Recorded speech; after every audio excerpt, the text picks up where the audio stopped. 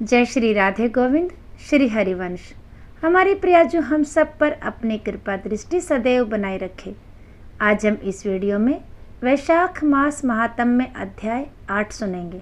इससे पिछले वीडियो में हमने अध्याय 7 सुना, जिसमें नारद जी वैशाख मास में श्री माधव की पूजा की विधि बताते हैं। और आज इस अध्याय 8 में श्री सुत जी द्वारा बताए गए यमराज और ब्राह्मण के बीच हुए संवाद को सुनेंगे। तो सबसे पहले प्रथम पूजनीय भगवान श्री गणेश जी अपने इष्ट देव और अपने गुरुदेव के श्री चरणों में वंदन करते हैं और आज का 8वां अध्याय शुरू करते हैं। आप सब इस अध्याय को पूर्ण प्रेम, श्रद्धा भाव और विश्वास से जरूर सुनिए। तो आज का 8वां अध्याय शुरू करते हैं। शौनक आदि 88,000 ऋषियों ने सुत जी से कहा, हे सुत जी, आपके श्री मुख से नारद जी द्वारा वर्णित वैशाख महात्म्य को सुनकर हम सभी धन्य हुए। वैशाख मास इतना ज़्यादा पवित्र और पुण्यमयी है, इसलिए हे सुत जी महाराज, इस विषय को पुनः विस्तार से कहिए। आपके उत्तम वचन रूपी अमृत का पान करते करते हमें तृप्ति नहीं होती। ऋषियों के ऐसा पूछने पर सुत जी बोले, महर्षियों, इस विषय में एक प्राचीन इतिहास है। इसमें एक ब्राह्मण और धर्मराज यमराज के संवाद का वर्णन है। आप सब इस संवाद को ध्यानपूर्वक सुनो। एक समय एक ब्राह्मण ने धर्मराज यमराज से पूछा, हे धर्मराज, धर्म और अधर्म के निर्णय में आप सबके लिए प्रमाण स्वरूप हैं। अतः बताइए, मनुष्य किस कर्म से नरक में जाते हैं तथा किस कर्म के करने से वे स्वर्ग में जाते हैं। कृपा करके इन सब बातों का वर्णन कीजिए।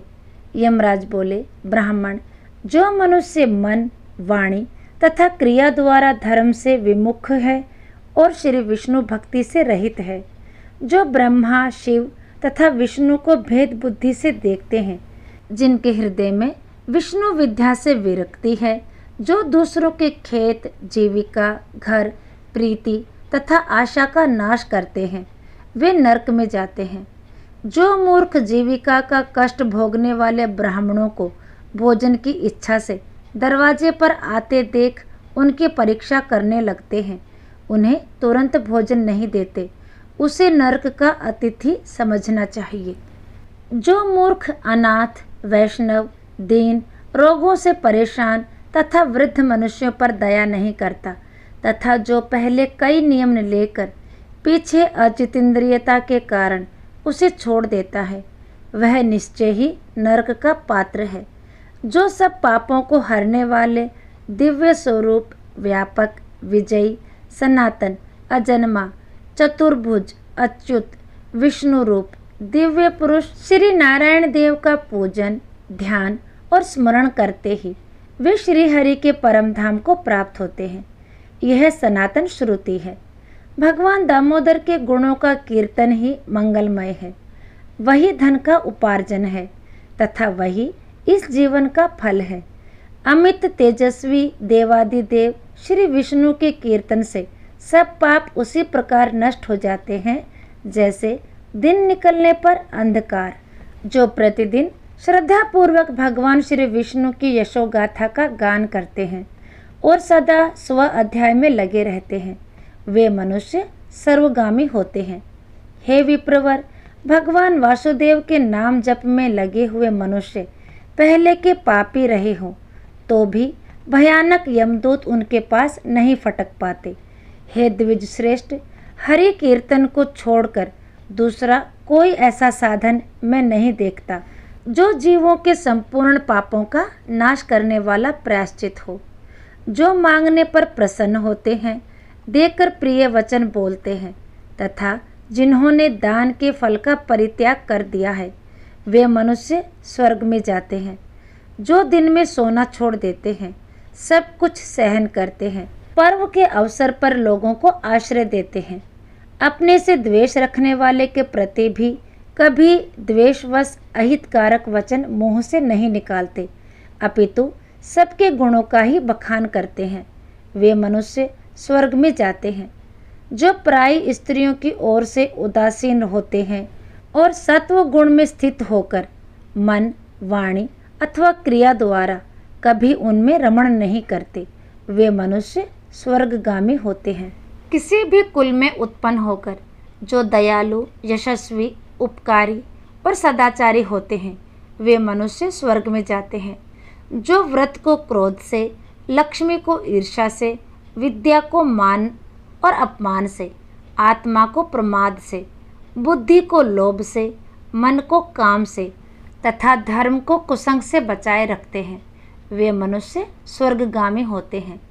विप्रवर, जो शुक्ल और कृष्ण दोनों पक्षों की एकादशी का विधि पूर्वक उपवास करते हैं, वे मनुष्य स्वर्ग में जाते हैं। समस्त बालकों का पालन करने के लिए जैसे माता बनाई गई है तथा रोगियों की रक्षा के लिए जैसे औषधि की रचना हुई है, उसी प्रकार संपूर्ण लोकों की रक्षा के निमित्त एकादशी तिथि का निर्माण हुआ है।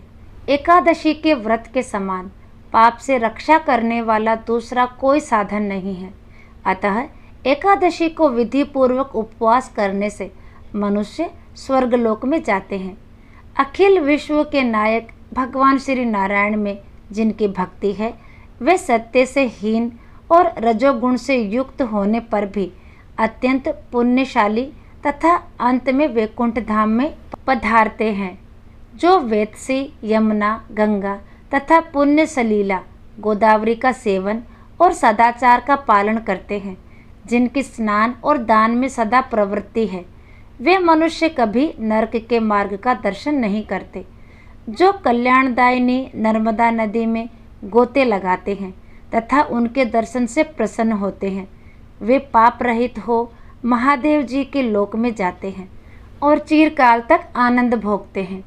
जो मनुष्य चंबल नदी में स्नान करके शौच, संतोष आदि नियमों का पालन करते हुए उसके तट पर विशेषतः व्यास आश्रम में 3 रात निवास करते हैं, वे स्वर्गलोक के अधिकारी माने गए हैं। जो गंगा जी के जल में अथवा प्रयाग, केदारखंड, पुष्कर, व्यास आश्रम या प्रभास क्षेत्र में मृत्यु को प्राप्त होते हैं, वे विष्णु लोक में जाते हैं। जिनकी द्वारिका या कुरुक्षेत्र में मृत्यु हुई है, अथवा जो योगाभ्यास से मृत्यु को प्राप्त हुए हैं, अथवा मृत्यु काल में जिनके मुख से हरि इन 2 अक्षरों का उच्चारण हुआ है, वे सभी भगवान श्री हरि के प्रिय हैं। हे विप्रवर, जो द्वारिकापुरी में 3 रात भी ठहरता है, वह अपनी 11 इंद्रियों द्वारा किए हुए सारे पापों को नष्ट करके स्वर्ग में जाता है। ऐसी वहाँ की मर्यादा है।